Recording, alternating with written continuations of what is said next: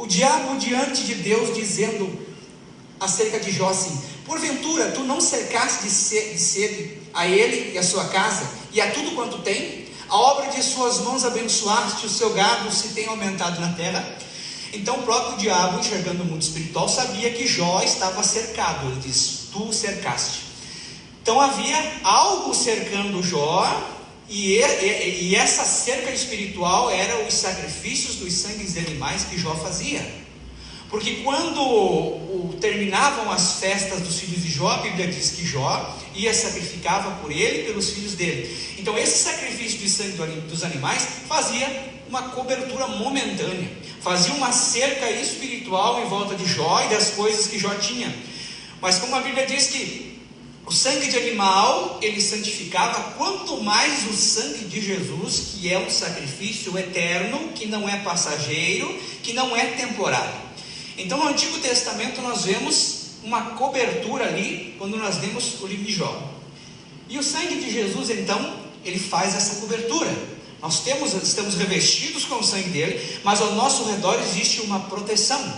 E nós vemos isso em Eclesiastes 10:8, diz assim, ó: quem abrir uma cova, nela cairá, e quem romper um muro, uma cobra o morderá. É algo meio sem sentido, parece você ler isso, alguém vai romper um muro e uma cobra vai morder.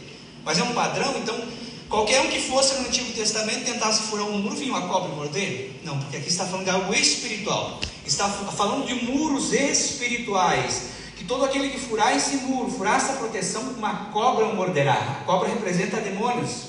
Aqui está falando acerca da nossa cobertura espiritual que nós temos, cercado pelo sangue de Jesus.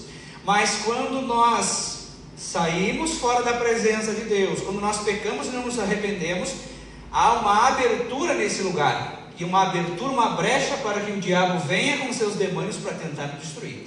Por isso que a Bíblia diz que aquele que romper o muro, uma cobra morderá. Sim, mas o sangue de Jesus não tem poder? Tem poder. Mas a questão, você tem o teu livre-arbítrio. Se você baixar a guarda, o inimigo vai vir contra você, e o anjo do Senhor não vai poder fazer nada. Por quê? Porque você se afastou do anjo do Senhor quando você pecou, quando você abandonou a Deus. Deus não te abandona. O anjo do Senhor está ali, acampado ao redor dos que o temem. Mas quando fala temem, esse temem abrange muitas coisas: obedecer a Deus, servir a Deus, não andar em pecado mortal. Mas quando se anda nessas coisas, o anjo do Senhor fica lá e você se afasta. Então você abre um buraco no muro e o demônio vem, tá? Ok? Mas o leproso então, o 10º leproso, ele não recebe aspersão de sangue de animal, mas ele recebe o que? A aspersão do sangue de Jesus, assim como você recebeu. E quando nós vamos para a Bíblia Sagrada, nós vemos que Jesus, ele fez essa aspersão 7 vezes com o sangue dele. Primeira vez que nós vemos o sangue, o precioso sangue de Jesus sendo derramado para o perdão dos nossos pecados.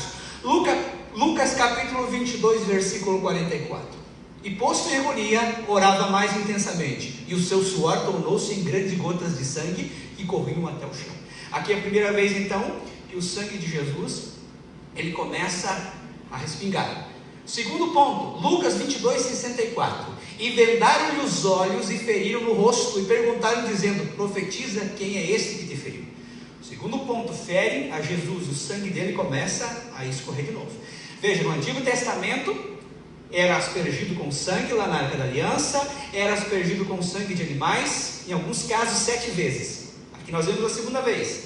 A terceira vez, Mateus 27, 29. E tecendo uma coroa de espinhos, puseram na cabeça, em sua mão direita uma cana, e ajoelhando-se diante dele, os escarneciam, dizendo: salve, rei dos judeus. A terceira vez que o sangue de Jesus começa a escorrer. A quarta vez nós vemos em João 19:1. Pilatos, pois, tomou então a Jesus e o açoitou, mandou açoitar. O sangue de Jesus começa a se aspergir novamente aqui, pela quarta vez começa a ser derramado. Aí nós vemos, quando pregam as mãos dele, o sangue também começa a escorrer.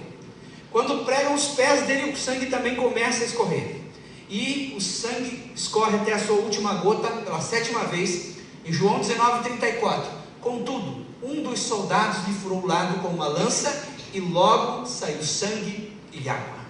Então, o O sangue de Jesus foi aspergido sobre nós 7 vezes. Todo o sangue dele no Calvário foi derramado para que nós tivéssemos essa cobertura espiritual, para que nós tivéssemos essa cerca espiritual e essa comunhão com Deus. Porque o sangue de Jesus, ele nos limpa de todo o pecado, ele nos purifica, ele nos livra da ira de Deus. A ira de Deus era para cair sobre você, já caiu sobre Jesus na cruz do Calvário, para que não caia sobre você. Mas você tem que manter essa cobertura espiritual, como nós vimos na aula passada. Se você não manter essa vida com Deus, essa cobertura espiritual, ela vai caindo, e ela cai no chão, e você pisa em cima. E Hebreus diz: aqueles que pisaram o Filho de Deus, aqueles que pecaram contra Deus, que abandonaram a Deus, que estavam na verdade, mas que viraram as costas para Deus, pisaram no sangue, porque renunciaram, abriram mão da cobertura espiritual que Deus nos deu. Então essa mensagem que eu tenho para você essa noite, termina aqui, tá? O sangue de Jesus nos purifica de todo o pecado. Estamos passando por momentos ruins? Estamos, mas não se esqueça que a marca do sangue de Jesus está sobre nós. Se vivemos, estamos salvos. Se morremos, estamos salvos com Cristo. Jesus disse: vai, a tua fé te salvou. Não adianta ser curado de doença e morrer para o inferno. Não adianta ser curado de uma gripe e amanhã depois morrer e ir para o inferno. Não adiantou nada. Jesus disse: vai, a tua fé te salvou. Se aquele leproso saísse dali, aquele momento, e ele andasse 100 metros e viesse um cara e assaltasse ele e matasse ele, ele estava salvo.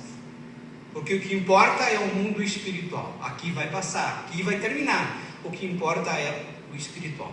Agradeço a minha oportunidade.